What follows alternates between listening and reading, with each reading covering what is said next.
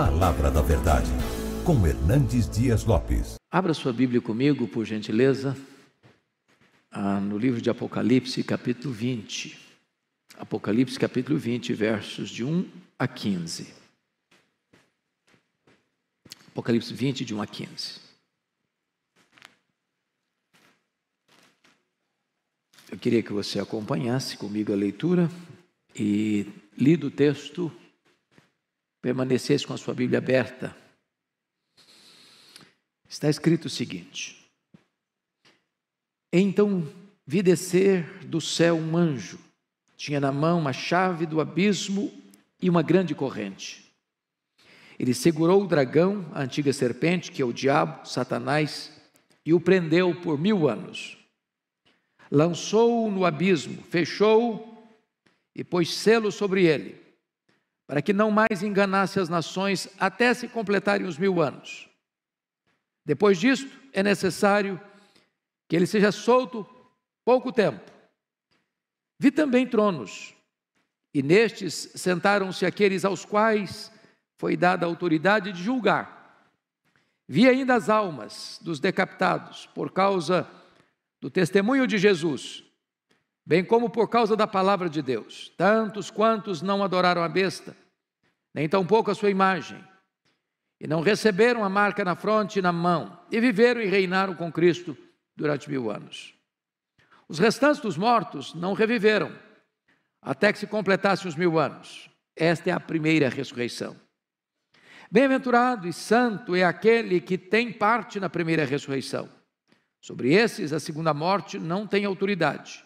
Pelo contrário, serão sacerdotes de Deus e de Cristo e reinarão com ele os 1000 anos.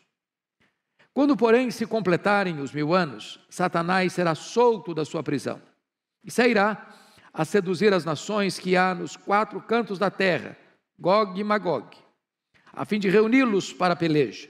O número dessas é como a areia do mar. Marcharam então pela superfície da terra e sitiaram o acampamento dos santos e a cidade querida. Desceu, porém, fogo do céu e os consumiu. O diabo, o sedutor deles, foi lançado para dentro do lago de fogo e enxofre, onde já se encontram não só a besta, como também o falso profeta, e serão atormentados de dia e de noite pelos séculos dos séculos. Vi um grande trono branco, e aquele que nele se assenta, de cuja presença fugiram a terra e o céu, e não se achou lugar para eles. Vi também os mortos, os grandes e os pequenos, postos em pé diante do trono. Então se abriram livros. Ainda outro livro, o livro da vida, foi aberto. E os mortos foram julgados, segundo as suas obras, conforme o que se achava escrito nos livros. Deu o mar os mortos que nele estavam. A morte e o além entregaram os mortos que neles havia. E foram julgados, um por um, segundo as suas obras. Então, a morte e o inferno foram lançados para dentro do lago de fogo. Esta é a segunda morte, o lago de fogo. E se alguém não foi achado inscrito no livro da vida, esse foi lançado para dentro do lago de fogo. Pois bem, amados irmãos, eu gostaria então de tratar deste tema com vocês, o milênio e o juízo final.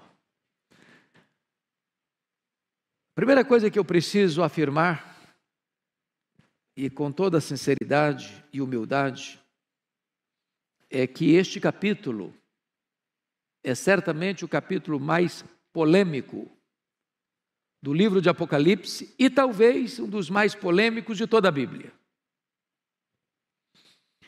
A segunda coisa que eu preciso afirmar, a título de introdução, é que não há consenso entre o povo evangélico, o povo cristão, a igreja protestante, acerca do entendimento desta passagem. Por exemplo, os chamados pré-milenistas entendem que o milênio relatado neste capítulo sucede cronologicamente ao registro do capítulo 19, que fala da segunda vinda de Cristo. Portanto, esse texto seria um fato posterior à segunda vinda. Para os amilenistas, que entendem que o livro de Apocalipse não é um livro que segue uma linha cronológica linear, que parte do ponto 1 ao ponto 10, ou ponto 0 ao ponto 10, mas que o livro de Apocalipse, ele é entendido em seções paralelas e progressivas, e que as mesmas verdades são apresentadas em telas diferentes. E nós teríamos 7 sessões paralelas, quais sejam: capítulo 1 a 3, os 7 candeeiros, capítulos 4 a 7, os 7 selos, capítulos 8 a 11, as 7 trombetas, capítulos 12 a 14, o quarteto do mal, o dragão, o anticristo, o falso profeta e a Babilônia, capítulos 15 e 16, as 7 taças da ira de Deus, capítulos 17 a 19, a queda do quarteto do mal por ordem inversa, e capítulos 20 a 22, a cena do reinado das almas, a prisão de Satanás e o juízo final, e os novos céus e a nova terra. De tal forma que, na perspectiva milenista, o capítulo 20 não sucede cronologicamente ao 19, mas retorna à primeira vinda de Cristo. Como o capítulo 11, por exemplo, encerra com a segunda vinda, e o capítulo 12 começa com o nascimento de Cristo. Então, é preciso entender que, para a perspectiva que eu vou abordar com os meus amados irmãos, o milênio não é algo que sucederá à segunda vinda, mas o milênio ocorre como um número simbólico que é uma descrição de todo o período entre a primeira e a segunda vinda de Cristo. A interpretação de um milênio literal enfrentaria algumas dificuldades que eu gostaria de levantar. Primeiro, nós não encontramos essa ideia em nenhum dos 4 evangelhos, nós não encontramos essa ideia em nenhuma das cartas de Paulo, nós não encontramos essa ideia em nenhuma das cartas gerais, nem no livro de Hebreus, nem em Tiago, nem em Pedro, nem em João, nem em Judas. Portanto, a ideia de um milênio literal não é respaldada pelo Novo Testamento, apenas aparece aqui em Apocalipse 20. Segundo, o milênio fala de Cristo reinando fisicamente neste mundo. Essa é a ideia que se tem de milênio, quem pensa no milênio literal. Mas a Bíblia toda nos informa que o reino de Cristo não é político, não é físico, não é terrenal, mas é um reino espiritual. O meu reino não é deste mundo, disse Jesus. Terceiro, a ideia de um milênio na terra restabelece a ideia da preeminência dos judeus e reintroduz aquela distinção entre judeus, Israel e igreja. E parece-nos que é muito claro isso, e está posto isso lá em Efésios capítulo 2, que agora não tem mais essa distinção entre Israel e igreja. O Senhor Jesus só tem uma noiva, só tem uma igreja, só tem um rebanho, só tem um corpo. Ele é formado de judeus e gentios. Então não tem essa ideia de restabelecer Israel, como se a igreja fosse apenas um parênteses na história. Quarto, a ideia do milênio terrenal ensina que haverá pelo menos 2 ressurreições, uma de crentes antes do milênio e a outra de ímpios depois do milênio. E parece-nos que está absolutamente claro na Bíblia que a ressurreição é única, de crentes e descrentes, porque está posto lá em João 5, 28 e 29, que os mortos ouvirão a sua voz, e sairão dos túmulos, uns para a ressurreição da vida, outros para a ressurreição do juízo. Quando isso se dará? Na segunda vinda de Cristo. E Paulo diz isso: quando ele vier, os mortos em Cristo ressuscitarão primeiro, não primeiro em relação aos outros mortos, mas primeiro em relação aos que estiverem vivos. Então a ressurreição é única e se dará na segunda vinda de Cristo. Quinto, a ideia do milênio cria a grande dificuldade da convivência de Cristo glorificado e santos glorificados convivendo com gente não glorificada. Pense você com um corpo de glória, enfrentando gente indo para o banco, indo no supermercado, enfrentando o trânsito de São Paulo. É complicado. É um anticlímax. Difícil de entender isso. Sexto, como conceber a ideia de que as nações, estando sob o reinado de Cristo durante 1000 anos, de repente se rebelam contra Ele, para declarar guerra contra Ele? É outra situação adversa, para aceitar essa ideia de um milênio literal. E finalmente, todo o ensino do Novo Testamento é que o juízo é universal e seguirá imediatamente à segunda vinda de Cristo. Ele virá, se assentará no trono da sua glória e julgará as nações. Então o juízo final não se dará 1000 anos depois que ele voltar, mas imediatamente na volta dele. Bom, eu gostaria então, dito isto, de entrar na exposição do texto. E peço que você, com a Bíblia aberta, me acompanhe, porque eu quero tratar de quatro quadros distintos aqui. Primeiro, a prisão de Satanás, dos versos 1 a 3. O que significa a prisão de Satanás? Pois bem, amados, a Bíblia fala, lá em Apocalipse capítulo 1, capítulo 9, versículo 1, capítulo 9, versículo 11, capítulo 11, versículo 7, e nesse texto, que existe um poço do abismo, e que esse poço tem uma tampa, e que esse poço pode ser aberto, e que esse poço pode ser fechado, e que esse poço pode ser selado. É o que está escrito aí. Vi descer do céu um anjo, tinha na mão a chave do abismo e uma grande corrente, segurou o dragão, a antiga serpente, que é o diabo, Satanás, e o prendeu por 1000 anos, lançou no abismo, fechou e pôs selo. Agora preste atenção comigo. Esta é uma linguagem, meus irmãos, simbólica.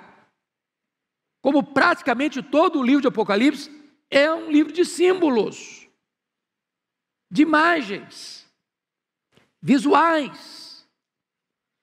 Você não pode pensar numa besta, por exemplo, com 7 cabeças e 10 chifres. Desenha isso, veja o que vira. Então, são símbolos que têm significados. Se o diabo é um espírito, ele é, porque os anjos são espírito, e o diabo é um anjo caído. Você não prende um espírito com a corrente. Você não prende um espírito e bota uma tampa. O que significa isso? Significa que esse ser maligno, que é o diabo, que é Satanás, que é a antiga serpente, ele tem sua autoridade e seu poder restringidos. Essa é a ideia da prisão de Satanás. Não significa, entretanto, que Satanás está inativo, mas está limitado. Nas palavras de Lutero, Satanás é um cachorro na coleira de Deus. Ele só pode ir até onde a coleira o permite ir e não 1 centímetro a mais. Deus põe limites. Limites. E qual é o limite que foi imposto a ele? Confira comigo o verso 3. Lançou no abismo, fechou e pôs selo sobre ele, para que não mais enganasse as nações. Então vamos entender o que significa isso. Não mais enganar as nações.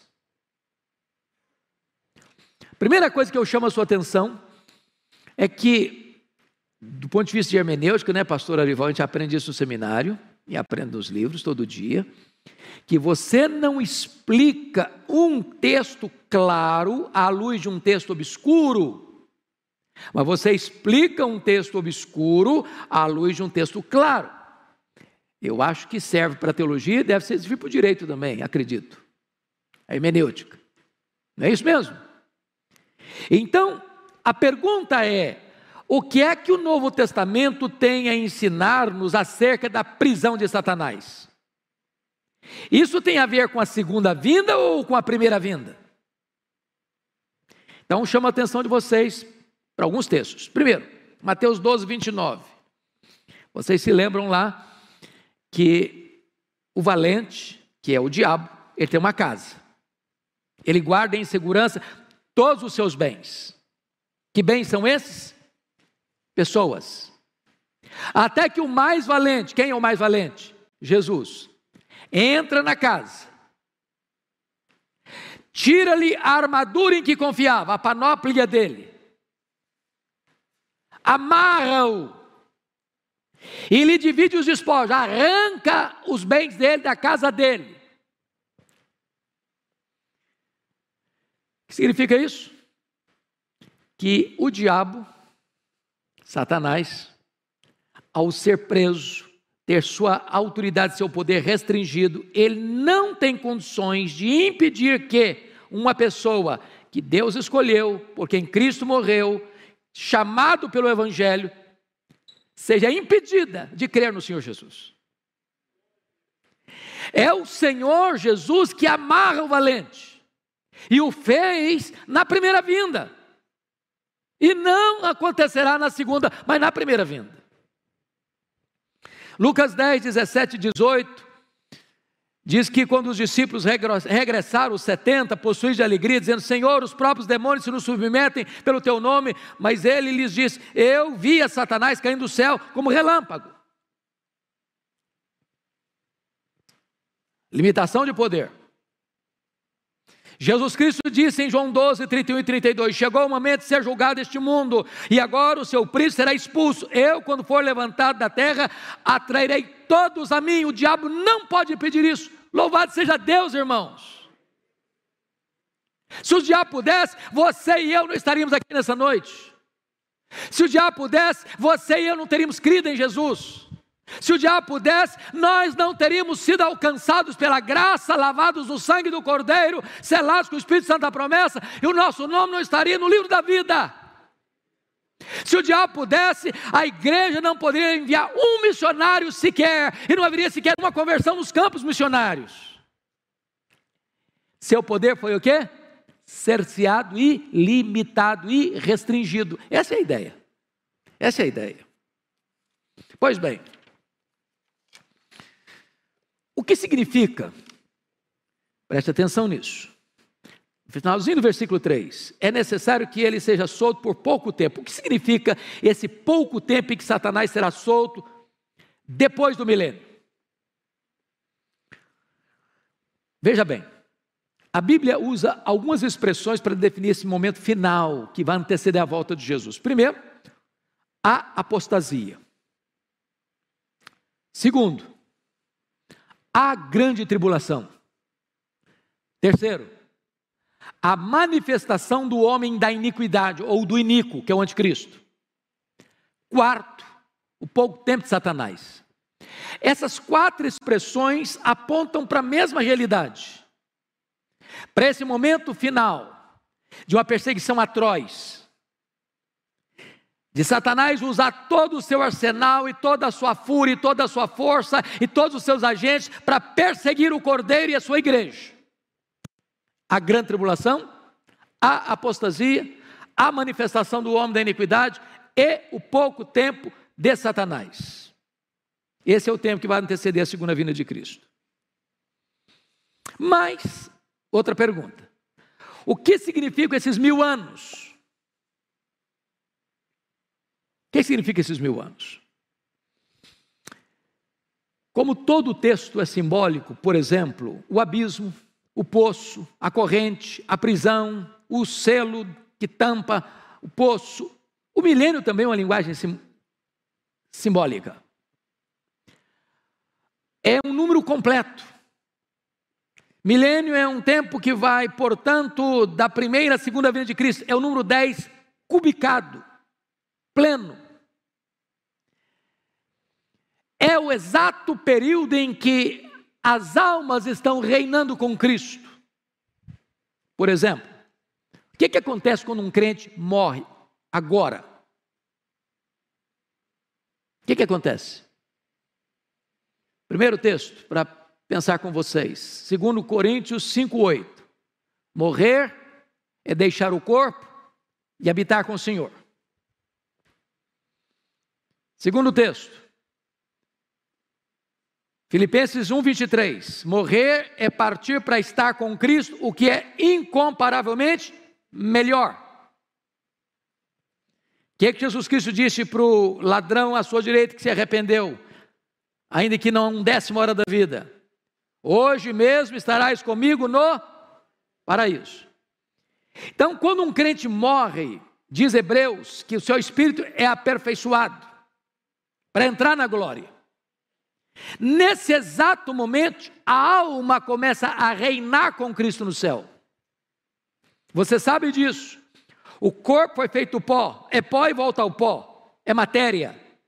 Mas a Bíblia diz que Deus soprou nas narinas daquele boneco de barro o fôlego da vida e ele passou a ser alma vivente. O que é a morte? A palavra morte significa separação. Quando uma pessoa morre, o que acontece? A alma dela, ou o espírito dela, separa do corpo. O corpo era pó, volta ao pó. Esta alma sobrevive sem o corpo não sobrevive sem a alma. A alma não é aniquilada, a alma não desencarna e reencarna de novo, a alma não vai para purgatório, a alma não fica dormindo. A alma do crente imediatamente vai para o céu e começa a reinar com Cristo.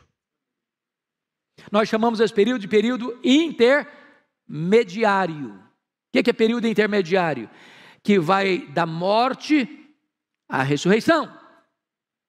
Está lá no céu. O Abel, por exemplo, foi o primeiro a morrer, só a alma dele está lá. O corpo dele está não. O corpo dele aguarda a segunda vinda de Cristo para ressuscitar. E de todos os demais. Então, esses 1000 anos, meus amados irmãos, é o período completo entre a primeira e a segunda vinda de Cristo. Vamos para o segundo ponto agora, o reinado dos salvos com Cristo no céu. Já estamos entrando nele, vamos de novo.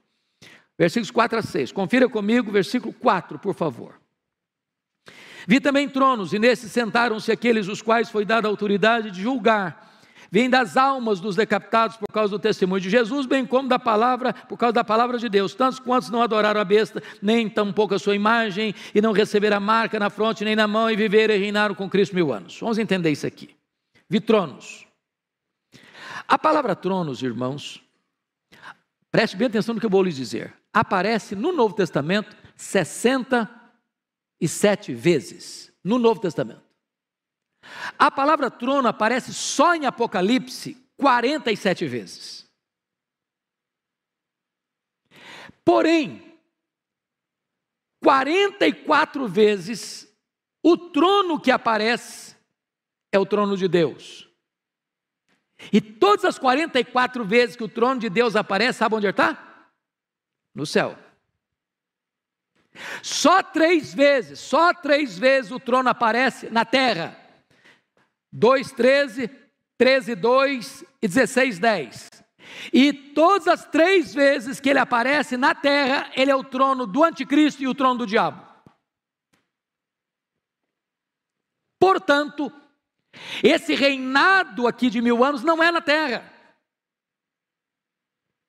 Não é na terra. Não é um milênio aqui. Ele está tratando desse período em que as almas, não são os corpos, são as almas que estão reinando. Estão reinando. Aquelas mesmas almas lá do capítulo 6, versículo 9, que estão debaixo do altar clamando. Até quando, Senhor? Então é muito importante entender isso. As almas estão reinando com Cristo lá no céu. Abel está reinando com Cristo lá no céu. Seu papai, sua mamãe, seu avô, sua vovó, que já morreram em Cristo, que já estão com Jesus, estão reinando com Ele lá. Qual é a missão daqueles que estão reinando com Cristo lá? Primeiro, veja você, que eles estão assentados em tronos. Versículo 4. Que essa é a verdade bíblica. A Bíblia diz que os santos vão julgar as 12 tribos de Israel.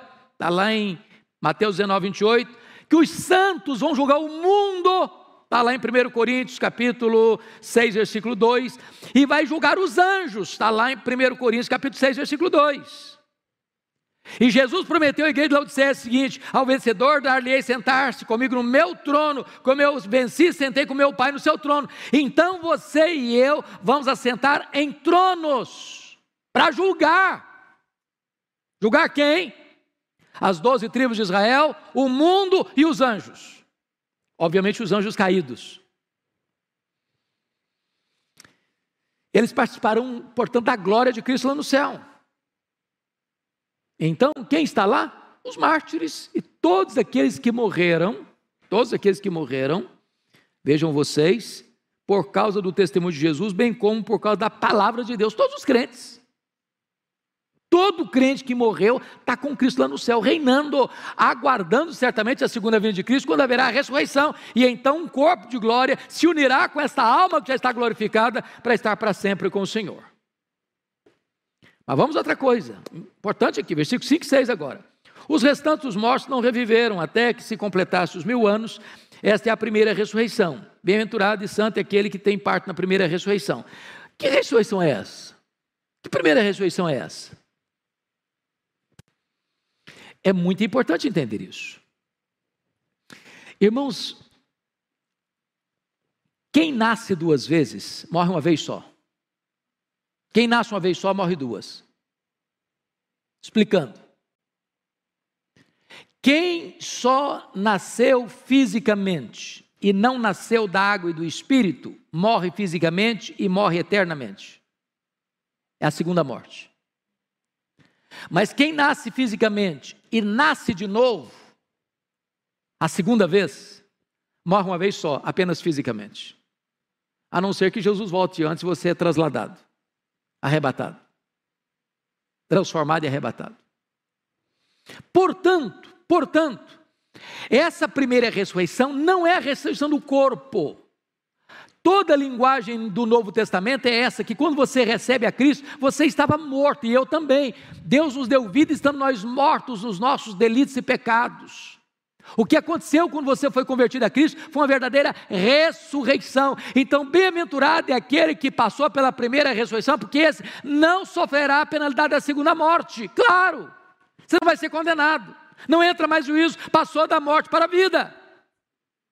Então, essa é a ideia de todo o Novo Testamento. Mas vamos ver agora, terceiro ponto, a derrota final de Satanás, versículos 7 a 10, olha aí comigo.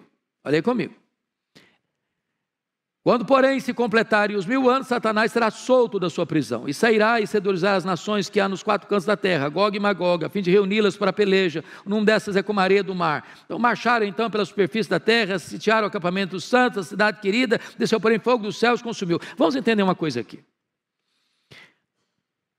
Há 3 descrições dessa batalha no livro de Apocalipse, capítulo 16, 14 a 21, capítulo 19, 19 a 21 e 27 a 10.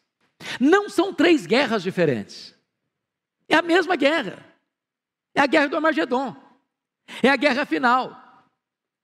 São telas diferentes, descrevendo o mesmo fato. O que esse texto está querendo dizer?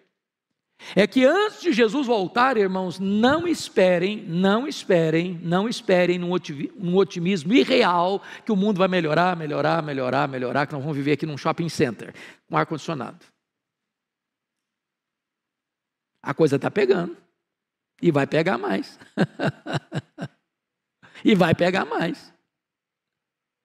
Espera tempo fácil não. Por outro lado, nós não podemos ter um pessimismo negativo, doentio, sabe por quê? Porque a vitória já está garantida.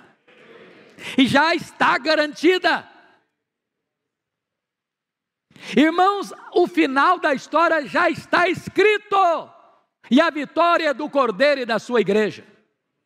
Pode o diabo espernear, pode o inferno se agitar, pode o mundo fazer confusão, pode todo mundo virar e perseguir a igreja, e massacrar a igreja, e torturar a igreja, e prender os crentes, e matar os crentes. A vitória já está selada. Bendito seja Deus. Pois bem, amados, agora vamos para a cena apoteótica da vitória sobre os inimigos, porque veja você que nós estamos falando de telas. No capítulo 19, versículo 20, você está com a Bíblia aberta aí, está a descrição aí da prisão da besta, com o falso profeta. E diz o texto que os dois foram lançados vivos para dentro do lago do fogo que arde em enxofre. Mas como Satanás, o diabo, a antiga serpente, é o maioral dessa trilogia maligna, João aguarda para descrever isso mais no final. E aí olha o que está escrito no capítulo 10, 20 e 10. O diabo, o sedutor deles, foi lançado para dentro do lago do fogo e enxofre, onde já se encontram não só a besta, como também um falso profeta, e serão atormentados de dia e de noite pelos séculos dos séculos. Então vamos entender uma coisa aqui. Não tem aniquilamento. O que tem é penalidades eternas.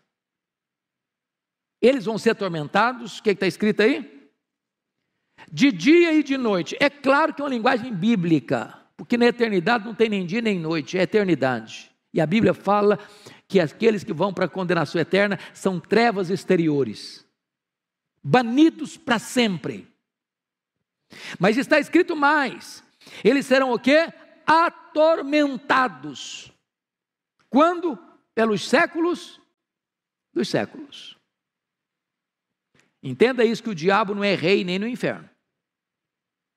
Ele vai ser atormentado no lago de fogo para sempre e sempre e sempre. Então tem muita gente enchendo a bola do diabo como se ele fosse o comandante, que ele mandasse, que ele reinasse, que lá ele faz... Não, ele vai ser atormentado. Bom, agora vamos para a cena do juízo final, versos 11 a 15, que é o último ponto que eu quero destacar. Primeiro, Cristo se assenta no trono como juiz. Olha o verso 11. Vi um grande trono branco. Obviamente, grande porque é o trono do universo. Julgar todas as nações. Ele é ao mesmo tempo universal e ele é também individual. Branco porque ele é um espelho da santidade e da justiça.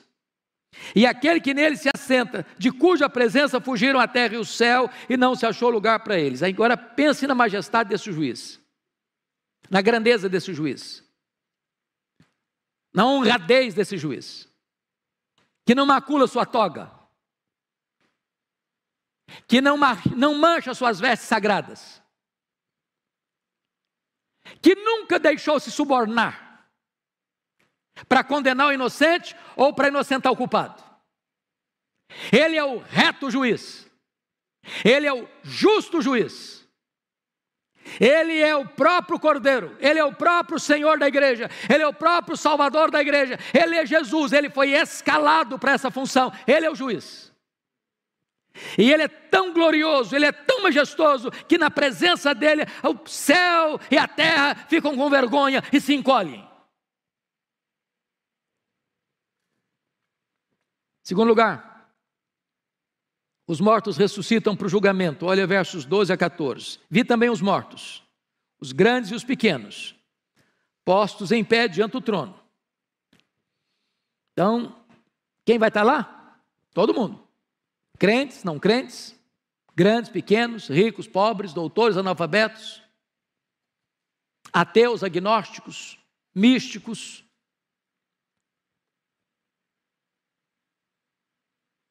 filósofos, pensadores, religiosos, todos estarão lá, de pé, para escutar a sentença. Que mais? Confira comigo. Então se abriram livros, E ainda outro livro, o livro da vida foi aberto, e os mortos foram julgados segundo as suas obras, conforme o que se acha escrito no livro. Então, vamos entender isso aqui, meus irmãos, vamos entender isso aqui. É universal, mas é individual. Cada um vai ser julgado com justiça, porque é o que estiver escrito nos livros. Não vai ter invencionice lá, não vai ter acusação falsa lá, não vai ter, não, mas não é bem assim, não foi isso que aconteceu. Está escrito. Está escrito. O que está escrito? O que está registrado lá nesses livros que vão ser abertos? Primeiro, as nossas palavras. Vamos dar conta no dia do juízo por todas as palavras frívolas que proferimos. Nesse quesito, quem se salva? Ninguém. Deixa eu só fazer um checklist breve e rápido aqui. Alguma vez você já falou mal dos outros? Já espalhou fake news também? Você já xingou alguma vez? Já contou alguma piadazinha meio sem graça? Ficou com vergonha depois, mas contou? Já se destemperou emocionalmente, já perdeu o controle emocional, já falou asneira? Bom, se você falar para mim que nunca, eu vou duvidar da sua honestidade. Então, nesse quesito, culpado. Segundo quesito, vai estar escrito lá no livro. Nossas obras. O que você fez? Seu pai não viu, sua mãe não viu, sua mulher não viu, seu marido não viu, seus filhos não viram, seus amigos não viram, seu pastor não viu, sua igreja não viu, nem a lei viu. Você fechou a porta do quarto, apagou a luz. Mas Deus estava lá. Está escrito. Você não lembra mais, mas está escrito. Apagou da minha memória, mas está escrito. Terceiro, então nesse quesito, quem se salva? Ninguém. Terceiro quesito do julgamento. As nossas omissões. Se você sabe que deve fazer o bem e não faz, você está pecando. Diz a Bíblia que se você guardar toda a lei e tropeçar num único ponto, você é culpado da lei inteira. Sabe por quê? Porque a lei exige de você perfeição. Perfeição. Maldito é aquele que não perseverar em toda a obra da lei para cumprir. Então você está dentro da sua casa, não falando mal de ninguém, não fazendo mal para ninguém, cometendo um pecado de omissão. Nesse quesito, todos culpados. Quarto elemento do julgamento, os livros vão ser abertos. Os nossos pensamentos. Deus vai julgar o segredo do coração dos homens. Passam pela sua cabeça mais de 10 mil pensamentos por dia. E se Deus quisesse nesta noite fazer o que fez lá na época de Daniel e botar nessa tela ali o que você e eu pensamos essa semana, nós sairíamos daqui com a cara coberta de vergonha. Nesse quesito, culpados. Qual é a pessoa que vai ser salva pelas obras? Quem vai ser salvo pelas obras? Ninguém. Ninguém. Mas veja você que então esse julgamento é o quê? Justo. Ninguém vai poder se espernear no tribunal de Deus. Não, eu mereço. Não, eu pratiquei o que é certo. Eu não mereço ir para o inferno. Não, merece sim. Merece sim. É justo. Não vai se tirar o mérito de ninguém. Mas todos são culpados. Todos pecaram e destituídos estão da glória de Deus. Então, vejam vocês que o critério para a salvação qual é? Leia comigo, por favor, versículo 15, vamos juntos? E se alguém não foi achado, escrito no livro da vida, esse foi lançado para dentro do lago de fogo. Mas vamos ler o texto na outra perspectiva. Se alguém foi achado inscrito no livro da vida, esse não foi lançado para dentro do lago do fogo. Bendito seja Deus. Mas como é que o seu nome vai aparecer no livro da vida? É por aquilo que você fez? Não. É por aquilo que Deus fez por você em Cristo Jesus. Você foi salvo pela graça, eu fui salvo pela graça, nós fomos salvos pela graça. Então, antes da fundação do mundo, Deus já sabia isso, seu nome estava lá.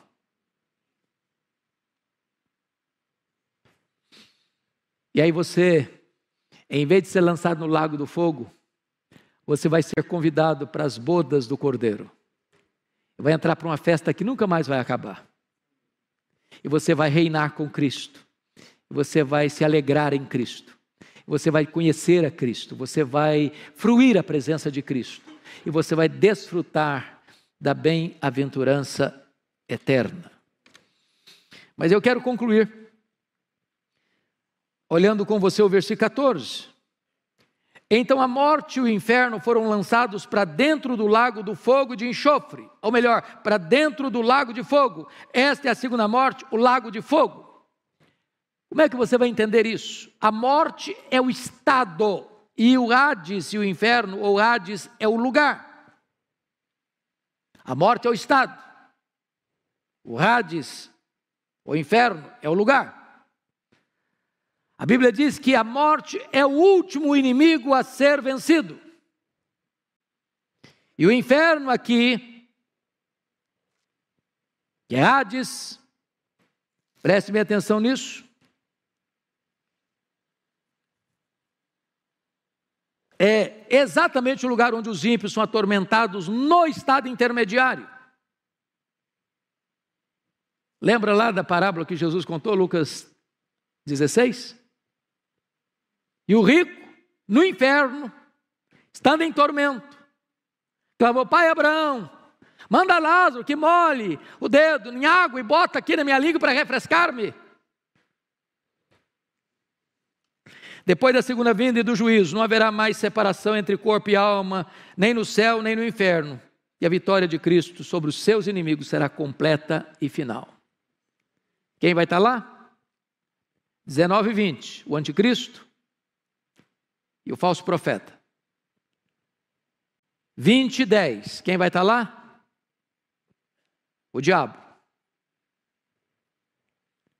Quem vai estar lá? 20 e 14, a morte e o inferno. Quem vai estar lá? Finalmente, 20 e 15, todo aquele cujo nome não está escrito no livro da vida.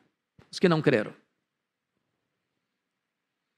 A próxima cena do juízo é esta: de novo céu e nova terra, os quais habita a justiça. O tabernáculo de Deus vem habitar com o povo, com o seu povo, e nós estaremos para sempre com o Senhor, desfrutando das bem-aventuranças eternas. Irmãos, a palavra de Deus é tão linda, é tão rica, é tão majestosa, é tão consoladora para o nosso coração. E eu queria concluir hoje com a pergunta, muito solene, e a pergunta é esta: você que está aqui hoje, que veio aqui hoje, você está preparado para este grande dia?